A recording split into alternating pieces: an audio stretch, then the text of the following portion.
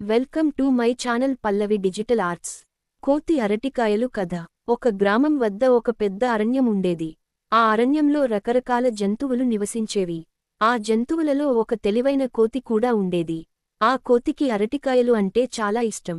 కాని ఆ ప్రాంతంలో అరటికాయల చెట్లు చాలా అరుదుగా ఉండేవి. ఒకరోజు ఆ కోతి అరణ్యమంతా తిరుగుతూ ఒక పంట చెరువు దగ్గరికి చేరింది. అక్కడ ఒక రైతు అరటికాయల పంటను పెంచి కాపాడుతూ ఉన్నాడు. కోతి ఆ పంటను చూసి ఆనందంతో దాని దగ్గరగా వెళ్ళింది. రైతు దాన్ని గమనించి కోతిని తన పంట దగ్గరకు రానీయకుండా కాపలా కాస్తూ ఉన్నాడు. కోతి చాలా తెలివిగా ఆలోచించింది. నేను ఒక్కసారిగా పంట దగ్గరకు వెళ్ళగలిగితే బాగా తినగలను అని అనుకుంది. మరుసటి రోజు ఆ కోతి తన స్నేహితులైన కొన్ని కోతులను కూడా తీసుకువచ్చింది. ఆ కోతులన్నీ కలిసి రైతును గమనిస్తూ అతడికి తెలియకుండా చెట్లపై నుంచి జారిపడి పంటకు చేరాయి. కోతులంతా అరటికాయలు తినడం మొదలుపెట్టారు. రైతు గమనించి కోపంతో కోతులను తరిమాడు. కాని కోతులకు నష్టం జరిగేలోపు ఆ పంట ఎక్కువగా తిని ఉత్సాహంగా వెనక్కి వెళ్ళిపోయాయి.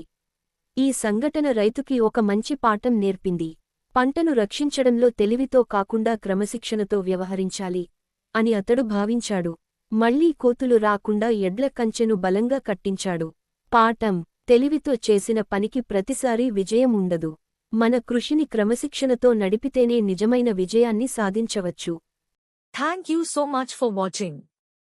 Please like, share and subscribe.